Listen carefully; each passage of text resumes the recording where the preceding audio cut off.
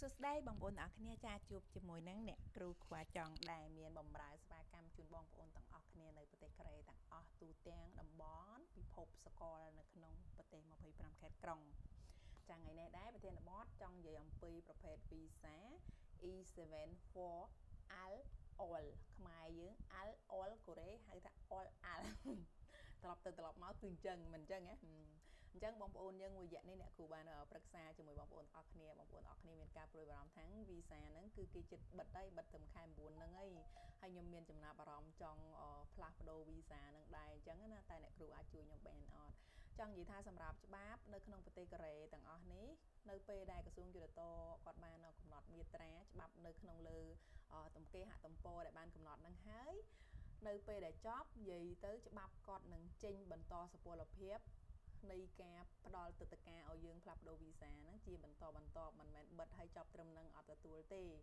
គ្រាន់តែថាមានការផ្លាស់ប្ដូរប្រែប្រួលទៅលើច្បាប់បន្តិចបន្តួចទៅតាមនឹងហើយជាក់ស្ដែងអ្នកគ្រូរៀបចំឯកសារមកគឺបទពិសោធន៍10ឆ្នាំពេញអញ្ចឹងរាល់ច្បាប់ក្រសួងយុតិធម៌គឺគាត់មានការផ្លាស់ប្ដូរចាផ្លាស់ប្ដូររហូ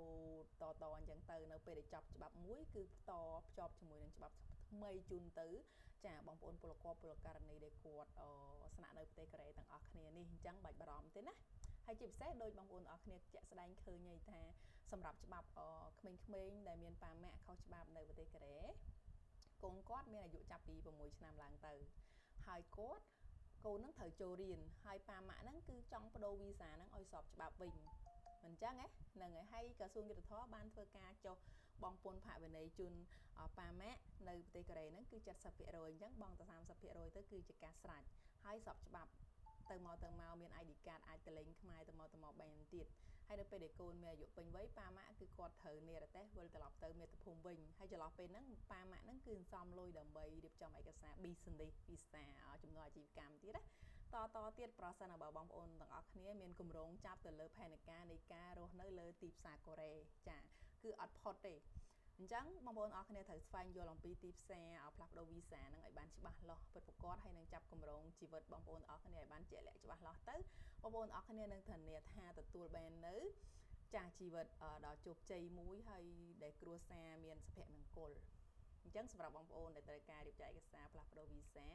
ធ្វើឲ្យស្របច្បាប់វិញដាក់កូនចូលសាលាបងប្អូនអរគ្នាអាចប្រឹក្សាជាមួយអ្នកគ្រូខ្វល់ចង់បានរីឯប្រភេទ Visa E7 for